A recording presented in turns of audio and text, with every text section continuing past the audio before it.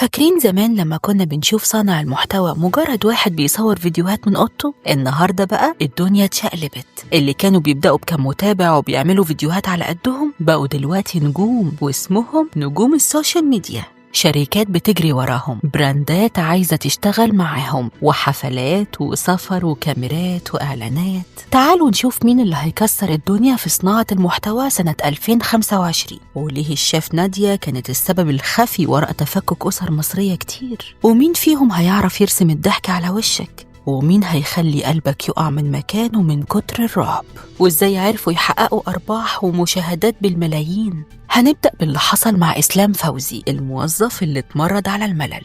أنا أقول لك الهوب تهوب بينا فولتر على طول. إسلام فوزي محاسب في بنك، شغلانة روتينية، بيقضي يومه غرقان في الحسابات والأرقام، تقول الدم في أبهى صوره، لحد ما قرر يتمرد على الملل ويظهر في فيديوهات مع مراته ياسمين. هي كانت بتتكلم عن الموضة وهو يدخل يعلق ويتريق ويهزر. الناس حبوا طريقته وخفة دمه، ومن هنا جت الفكرة، طب ليه ما يبقاش ليه محتوى خاص بيه لوحده؟ بدأ إسلام يعمل فيديوهات بيحكي فيها مواقف حصلت له في الشغل بخفة دمه اللي دخلت قلوب الناس. نموذج الموظف المصري المطحون مع جرعة ضحك تخلي اليوم يعدي. فيديوهات زي يوم في حياة موظف بنك، الفرق بين الراجل المصري والراجل الأجنبي. الفيديوهات دي انتشرت والمتابعين زادوا لحد ما التلفزيون خطفه وعمل برنامج استلام فوري اللي استلم فيه الناس على الهوا. وأشهر حلقة كانت مع محمد رمضان، كانت حلقة نمبر 1 في الضحك والجدل. أما بقى جو موسى، نظرية البهجة، لو شايف الدنيا سودة ممكن تجرب تشوف جو موسى. يا متخلف، جربت السلطة مع السلطة فمش مديها طعم حلو. أكيد بعد ما تشوف فيديوهاته مودك هيتغير خالص، هتضحك أو على الأقل هتفكر ما أنا ممكن أجرب أفرح شوية. جو موسى عمل نظرية البهجة، أسلوب حياة مش مجرد كلمة. فيديوهاته كلها تفاؤل وحب وضحك، بيتكلم بأسلوب تلقائي مليان إيجابية وسهل يوصل لكل الأعمار. ومفيش مرة بيظهر إلا ويتكلم عن الوحدة الوطنية وحب المصريين لبعض. بيجيب والدته في فيديوهاته والناس حبتها زي ما حبته، ووصل بالحب ل10 مليون مشاهدة. نادية السيد، البساطة سر النجاح. مين بقى ما سمعش عن نادية السيد؟ ومين سمعها وهي بتقول مفيش هنا مكونات خزعبلية ولا حاجات من كوكب تاني. نادية بتعمل أكل تقليدي، وصفات والدتي ووالدتك وجدتي وجدتك. الريحة بتجيب آخر الشارع، والبيت يتملي دفى البساطة والطعامة. تحسها سهلة بس السهل الممتنع. جرب تعمل وصفة من وصفاتها وقول لنا النتيجة، أكيد ما تخيبش. تقريبا السر في إيد نادية السيد. تسلم إيدك يا ست الكل. نادية بقت ظاهرة مش مجرد شيف، لدرجة إنهم بيقولوا إنها سبب تفكك الأسر المصرية. كل بيت عاوز يكون فيه شيف نادية السيد، ومحدش عاجبه حاله. كاريزما رهيبة، حبها للأكل واضح، بسيطة، عملية، مش بتستعرض ولا بتستخدم مكونات غريبة. تحسها بتطبخ معاك في مطبخك، ويمكن ده من أسرار نجاحها. كل فيديو جديد بتعمله بيبقى حديث الساعة، خصوصا في جروبات الأكل. وأرباح قناتها على اليوتيوب 34,000 دولار في الشهر. حبيب، الرعب على أصوله. مدمنين الأدرينالين اللي شايفين إن الضحك والهزار والأكل دول بتوع العيلة توتو، بيتابعوا ملك الرعب والغموض. حبيب، تبقى قاعد في أمان الله والليل والهدوء وكل الناس نايمة، تفتح فيديو الحبيب تلاقي نفسك بتبص وراك، تتأكد إن مفيش حد. قلبك بيدق بسرعة، في حد بيبص عليك من الشاشة ولا بيتهيألك؟ حبيب مش بيحكي قصص رعب عادية، فيديوهاته رحلة مرعبة بموسيقى ومؤثرات صوتية. ليه طريقة وطبقة صوت مميزة، هتعرف يعني ايه متعة الإثارة وانت بتتفرج عليه. من أشهر فيديوهاته بيت الأشباح اللي ما حدش رجع منه، والكوابيس اللي مش مجرد حلم، وبيحلل فيها ظاهرة الجاثوم. قناة حبيب بقت إدمان بمعنى الكلمة لناس كتير، لدرجة إن في ناس بيكون عندها امتحانات تاني يوم ويفضلوا سهرانين عشان ما تفوتهمش الحلقة. كان معاكم حبيب.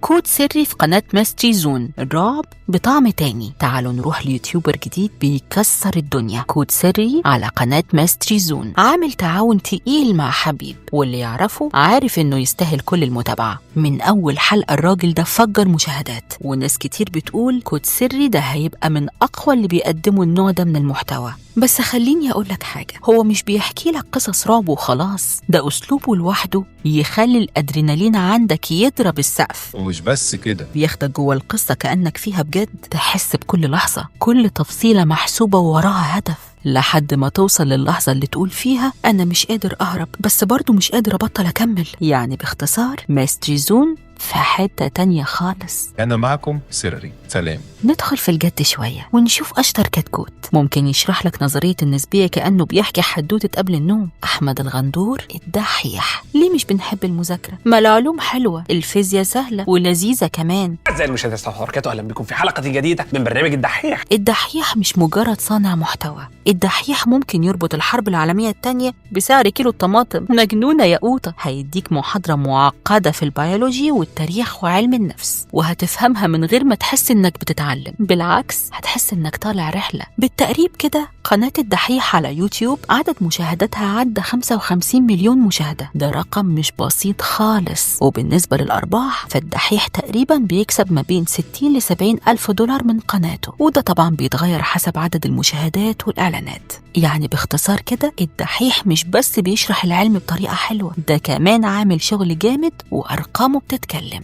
أسماء رؤوف واحدة من أكتر البلوجرز شهرة في مجال السفر والمغامرات. صباح الفل عليكم من أم الدنيا. حياتها مليانة قصص. بدأت مشوارها في عالم البلوجينج من فترة مش طويلة، لكن حبها للسفر والمغامرات كان أكبر دافع ليها. في البداية كانت بتصور فيديوهات لأماكن سياحية بسيطة في مصر، لكن مع الوقت بدأت تكتشف أماكن نادرة وجميلة، وده كان بداية شهرتها الحقيقية. الناس اتفاعلوا معاها بشكل كبير لأن طريقة تقديمها كانت جديدة ومختلفة عن باقي البلوجرز. أسماء قدرت تخلق حالة من المتعة عند متابعينها، وكل حاجة بتشاركها بتحسسك إنك فعلا في المكان معاها. أسماء مش بس بلوجر ناجحة، هي كمان مرشد سياحي رقمي بامتياز. بعد ما لقت شهرة كبيرة على السوشيال ميديا بدأوا يعرضوا عليها مشاريع مع شركات سياحة وفنادق، وكان بداية مشوارها لما كان في ناس اتهمتها إنها مش واقعية في عرض بعض الأماكن، لكن بعد ما حطت بصمتها في مجال السياحة اتأكدوا إنها بتقدم محتوى واقعي ونصايح مفيدة جدا. لو بتحبوا المغامرات وعايزين تعرفوا أكتر عن رحلات أسماء ما تفوتوش متابعتها، عشان دايما هتلاقوا عندها كل جديد. لو عندك مشكلة مع شريك حياتك أو دوشة في تربية أولادك أو حتى زهق من شغلك ومش عارف تكمل، يبقى لازم تتابع إنجي ميشيل. هتعرفك ازاي الألم يتحول لأمل ومفتاح الإجابة عند إنجي. الرحلة بدأت بسؤال بسيط بس عنيف: ليه مكملة في حاجة ميتة؟ ليه تصير تصحي الحصان الميت؟ ليه تفضل في علاقة انتهت أو تدي طاقتك لحد مش ناوي يتغير؟ إنجي كانت مهندسة ناجحة على الورق، لكن النجاح اللي بيتشاف ما كانش كفاية. جواها كان في صوت بيقول الهندسة مش هي طريقي، وهنا قررت تعمل لخبطة، بس مش أي لخبطة، لخبطة صحية. قررت تعيد ترتيب حياتها على طريقتها، واستخدمت تجربتها في تغيير مجال كدعوة لكل تايه أو موجوع. اوعى تخاف تلخبط حياتك، بس خليك عارف اللخبطة تكون صحية. أسست صفحة وقناة وكلهم تحت رسالة التغيير مش ضعيف، التغيير شجاعة، من وجع شخصي لرسالة عامة. إنجي ما اكتفتش إنها تغير طريقها، لا، قررت تساعد غيرها يتغير، وابتدت بصفحة نور وملح عشان كل كلمة تنور حاجة جواك، وكل فكرة تضيف طعم الحياة فقدت الأمل. ومع الوقت وفي شغلها لاحظت إن أكبر عائق قدام أي حد عايز يتغير هو إنه يكون مستعد يتلخبط.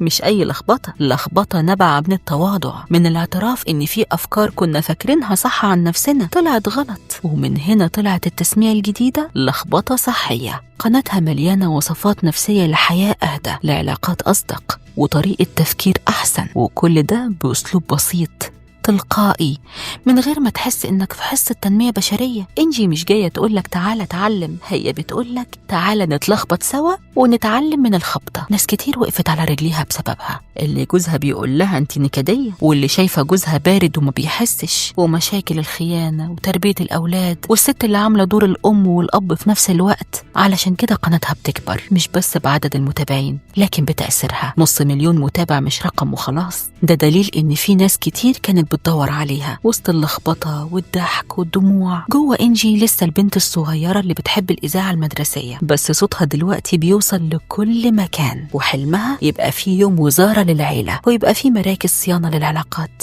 المخبر الاقتصادي. الاقتصاد على مزاجك. لو عايز تفهم أخبار الاقتصاد يبقى مفيش غيره، بس أول ما يتكلم ممكن يخليك تقع في غرام أغلس علم في الدنيا، الاقتصاد. المخبر ممكن يشرح لك إزاي الاحتياطي النقدي بيتحول من سند أمان لاحتياطي طوارئ بنجري عليه أول ما الدنيا تولع، وإزاي الجنيه بيخس أسرع من واحد عامل تكميم معدة. هيحط لك الأرقام على الترابيزة ويقول لك شايفين التضخم ده مش فيلم رعب، ده واقع. هيفهمك ليه الأسعار بتولع وليه الدولار بيجري والجنيه بيجري وراه بس نفسه مقطوع. هيعرف يربط الاقتصاد بحياتك وتفاصيل يومك، وهتعرف إنك مش لازم تبقى خبير اقتصادي علشان تفهم أنت فقير ليه. قناة المخبر الاقتصادي عليها أكتر من 2.5 مليون مشترك، وعدد المشاهدات الكلي تقريبا فوق 200 مليون مشاهدة. أما عن الأرباح فالموضوع مش ثابت، بس تقريبا كده ممكن يكون بيكسب من يوتيوب لوحده حوالي 40 ل 80 ألف جنيه في الشهر، وده من الإعلانات بس. وطبعا الرقم ده ممكن يزيد أو يقل حسب عدد المشاهدات والإعلانات اللي بتظهر، بس الأكيد إن القناة نجحت جدا علشان بيشرح الاقتصاد بطريقة سهلة وممتعة تخليك تفهم اللي بيحصل حواليك ببساطة.